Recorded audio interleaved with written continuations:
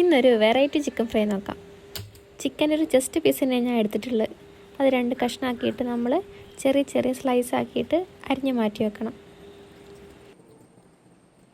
എല്ലാം നമ്മൾ ചെറിയ ചെറിയ സ്ലൈസസ് ആക്കി എടുത്തിട്ടുണ്ട്.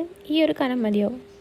എന്നിട്ട് അതിലേക്ക് കുറച്ച് ഉപ്പ്, കുറച്ച് കുരുമുളക് പൊടി ഇടുക, പിന്നെ കുറച്ച് കോൺഫ്ലോർ ഇട്ട് കൊടുക്കുക. ചെറിയ ടേസ്റ്റിന് വേണ്ടി നമുക്ക് സോയാ സോസ് ഒഴിച്ചു കൊടുക്കണം. പിന്നെ ഒരു ഫുൾ മുട്ട നമ്മളതിൽ പൊട്ടിച്ചൊഴിക്കുക. എന്നിട്ട് നല്ലോണം മിക്സ് ചെയ്തിട്ട് ഒരു 30 മിനിറ്റ് റെസ്റ്റ് ചെയ്യാൻ വെക്കണം. പിന്നെ നമ്മളൊരു ചട്ടിയിൽ എണ്ണ ചൂടാക്കിയിട്ട് സ്ലൈസ് ചെയ്ത് വെച്ചിരിക്കുന്ന എല്ലാ പീസും എടുത്ത് നമ്മൾ നന്നായിട്ട് ഒന്ന് ഫ്രൈ ചെയ്തെടുക്കുക. ഒന്ന് ഡീപ്പ് ഫ്രൈ ചെയ്തെടുക്കണം, എന്നാലേ നന്നായിട്ടൊന്ന് വെന്ത് കിട്ടുള്ളൂ. ഒരു ഗോൾഡൻ കളറാകുന്ന വരെ ഒന്ന് വേവിക്കുക. നല്ല ഗോൾഡൻ കളറായി വരുമ്പോൾ നമ്മൾ മാറ്റി വെക്കണം. ഏറെക്കുറെ ഈ ഒരു പരുവായിട്ട് വരുമ്പോൾ നമുക്ക് കോരി മാറ്റി വെക്കാം.